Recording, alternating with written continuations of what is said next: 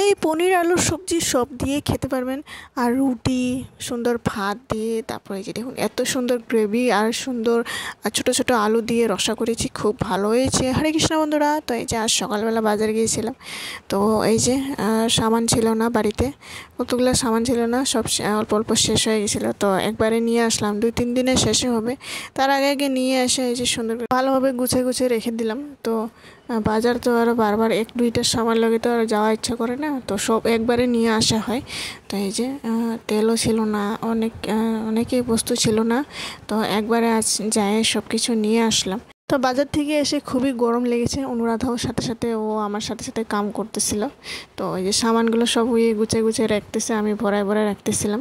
তো এই যে পনির ছিল, পনির দিয়ে আর সুন্দর ছোট ছোট আলু এখানে আমি সেদ্ধ করে নিয়েছিলাম, খুব সুন্দর লাগে ছোট ছোট আলুগুলো। এগুলো মানে টেস্টে অন্য ধরনের থাকে। এখানে মগজদানা, তারপর এখানে একটু কিশমিশ সুন্দর করে ভিজে রেখে দিলাম। তারপর এদিকে দেখুন টমেটোর মগজদানা, সব কিশমিশগুলো, আর এখানে ক্যাপসিকাম ছিল, ক্যাপসিকাম, শুকনো লঙ্কা, গোটা মশলা, লং, এলাইচি সবগুলো দিয়ে ভাজাভাজি করে আমি মিক্সারে গ্রাইন্ড করে নিলাম। এই যে দেখুন, তারপরে যে আলুগুলো প্রথমে তেজপাতা, পাঁচফোড়ন দিয়ে ভাজাভাজি করে নিব।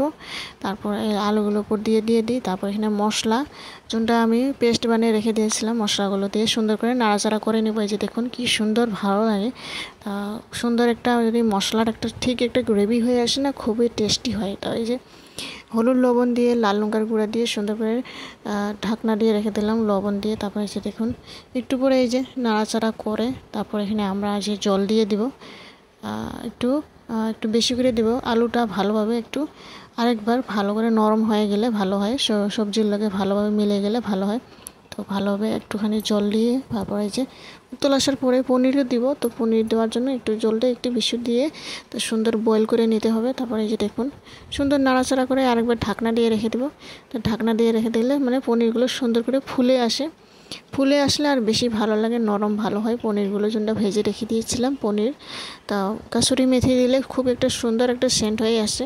তো এখানে সবজিটিও আদা হয়ে গেছে, তো একটু সামান্য একটু গুড় দিয়ে দিলাম, গুড় দিয়ে খুব টেস্টি একটা ভাব আসে, তো চিনি ছাড়া। তারপরে এটাকে কাসুরি মেথি উপর দিয়ে দিই।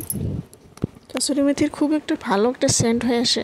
তো আমিও 15 দিন ট্রাই করি নাই, এইবার এই যে সুন্দর পনিরের সবজিটি খুব ভালো একটা সেন্ট আসে, ভালো লাগে।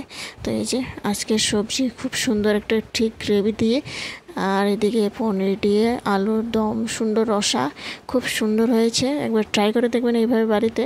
তো কচুরলতি নিয়ে এনেছিলাম, কচুরলতি খুব একটা মানে অত আমি খাই মানে অত কি লাগে না, মানে বাছতে আলসি আমি, বাছতে টান লাগে।